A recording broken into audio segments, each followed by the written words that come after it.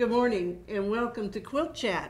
Well, Hi. You know what? We just came back from Grand Rapids. Welcome home. Oh, and it was, you know what? Every show is always fun and we get to see so many quilters. And, you know, we saw lots and lots of quilts. Well, it's good to have you home, and that's always a special show up in Grand Rapids. It is. What a beautiful town. It is. And you know what? You can walk downtown and there's an ice cream store close by. You know, all of those things that we want. Mm-hmm. Oh, that's perfect.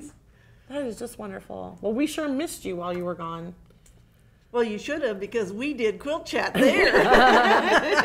Ann and I might have taken a little vacation. Well, actually, I did take the day off last Wednesday. Well, that's perfect. Well, Betsy Carlson filled in for you, and and we had a nice chat. And Pat Holly and Sue Nichols dropped by while we were doing the how taping. fun! That's So fantastic. that was fun. Well, while you were away, we finished up the survey for units. And so we learned all about what people like and don't like about their quilting construction units. So we thought we would share with you.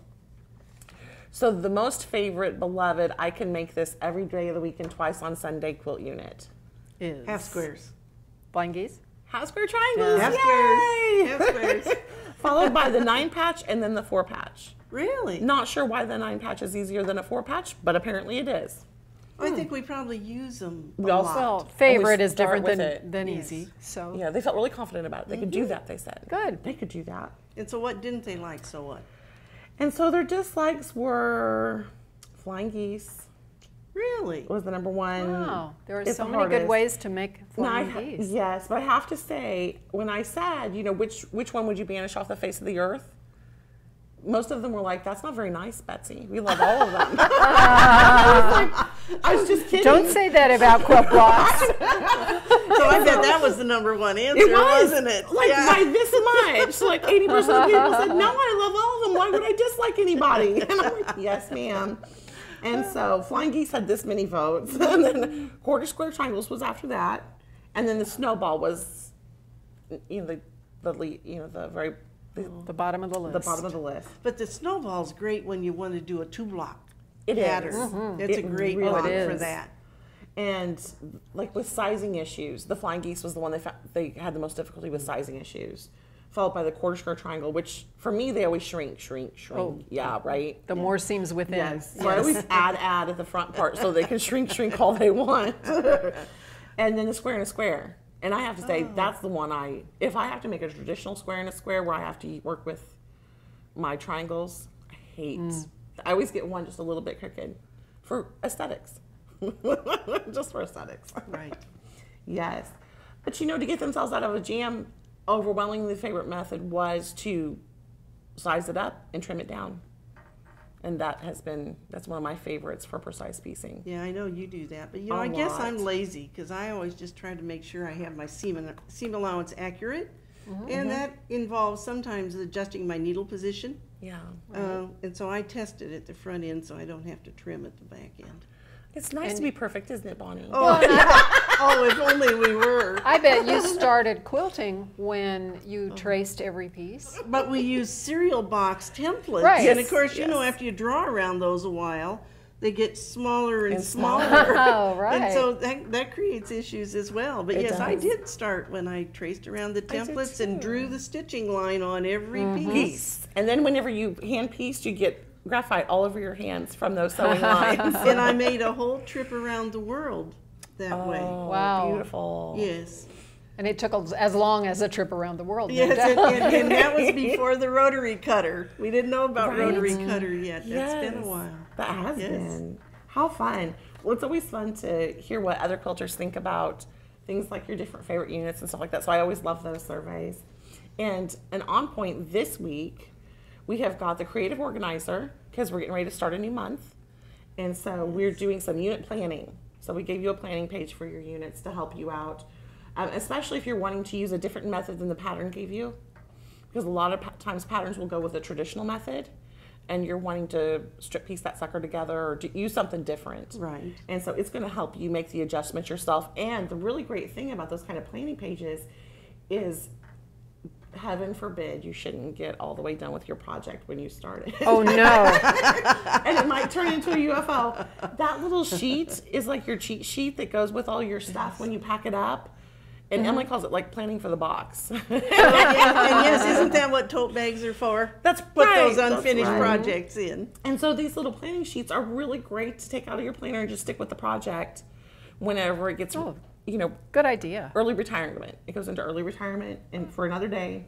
That's a good idea. And then the one patch project planning page for one patch quilts. So print off a lot of them. Yes, that's what I would recommend. Absolutely. And on point this week was the newsletter was so full of quilts. Lots of quilts. Lots of galleries, right? Oh, it was eye candy for the soul. Yes, and So Project Parade, beautiful. my goodness, they're posting lots of great pieces that they're working on. I love our Project Parade show and tells. Yes. And we have a few to show you.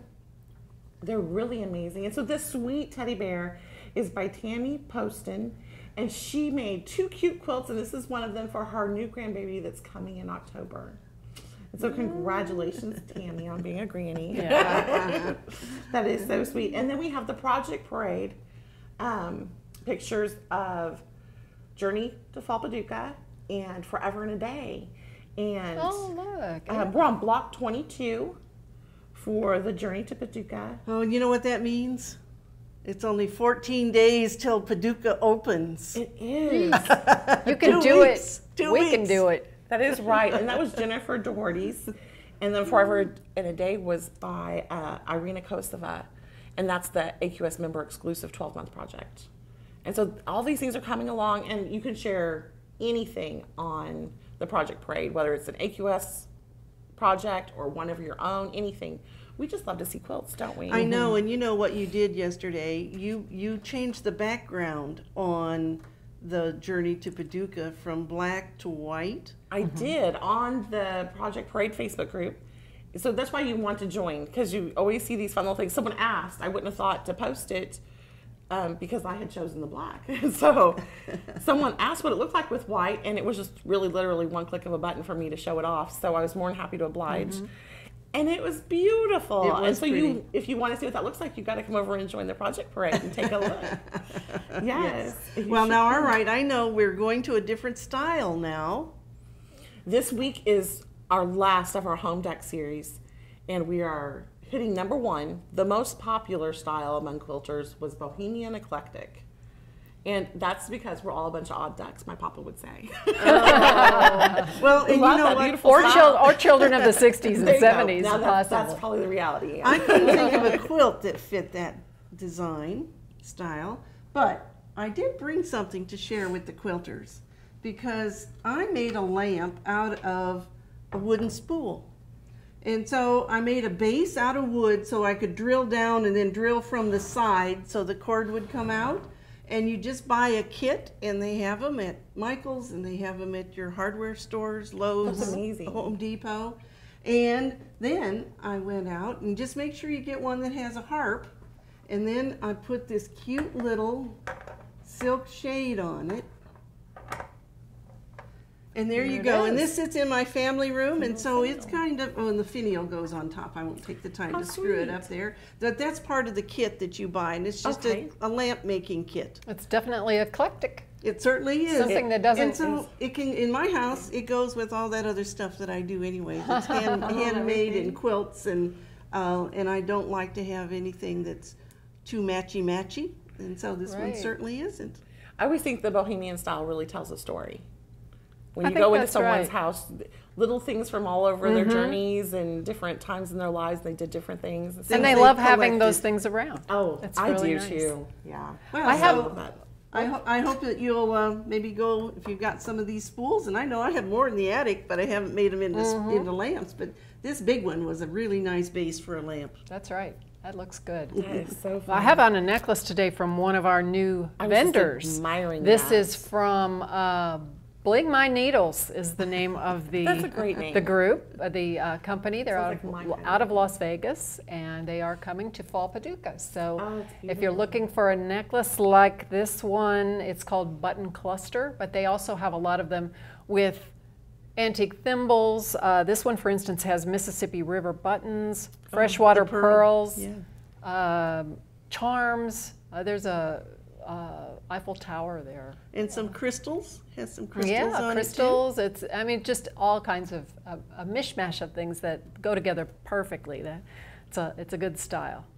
It's beautiful. And over at AQSblog.com, we have a pattern available called Rhapsody.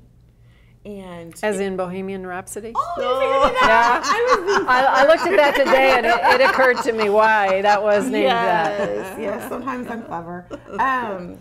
And the sample's made from shot cotton, so they're beautiful. Oh, shot cottons are so pretty. Right, and it's a 60 by 60 throw size, so it's perfect for adding a splash of color to a room. Right. Throw on your sofa and have it handy. Just very That's fun. so and then nice. for the AQS members, we have the Flower Power Motif is what I called it. And it's perfect for applique, embroidery, or even fabric painting, because I know that's very popular right now. Right. You can play with it and have some fun.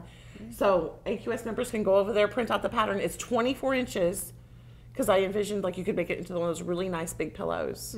I love those. Great idea. Yeah. it'd And be so to so get to fun. that member-only site, they're going to go to AmericanQuilter.com Right. and click on Members Only at the top. Yep. Right. And Top you'll need to log in corner. with your member information or with your password, email and password. And you know, if you get in any trouble at all, there's this beautiful woman named Mary Rose, and she's more than happy to help you if you'll call She her. is. All the people All in the our people in customer customer service service are department are fantastic. wonderful. They We love are. them so much. They are. Oh, I want to mention the quilt behind us today.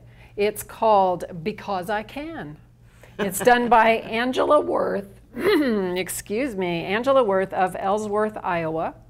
The pattern is by animasquilts.com. And isn't it amazing? The colors, beautiful. talk about vibrant. Gorgeous. And it's a very large quilt. And so she needs to know, we didn't cut your quilt off, we just turned it under to get it into the picture. Oh my goodness. And you know, we had so many beautiful quilts to look at.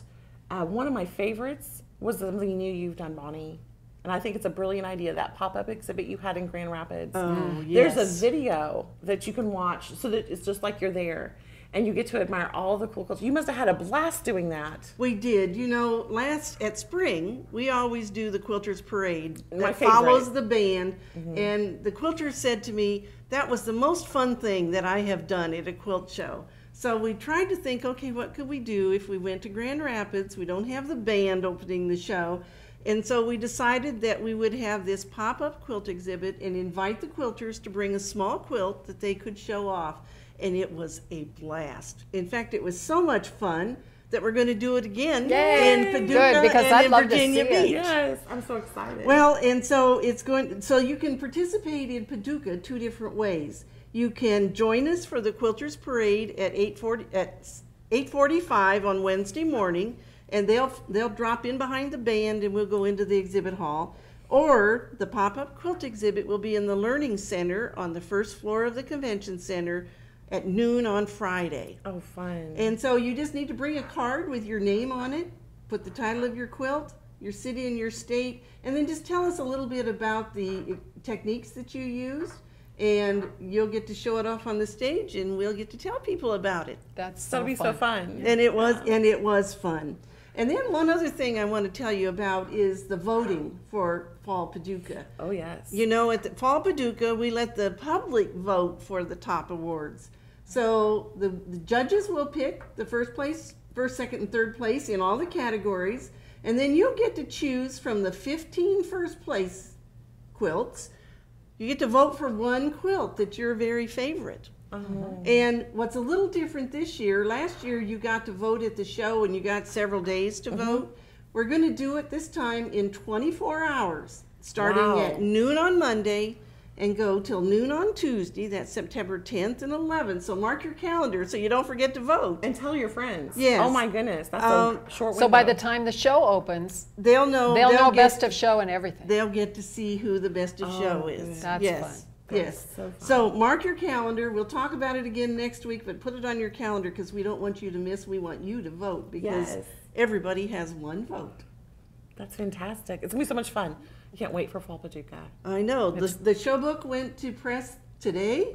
And it's getting so close. As soon as that process is all done, we'll upload that on our website on QuiltWeek.com under the Paducah show. And we can't wait to see you here in Paducah. and that'll be September 12th through the 15th. See you then.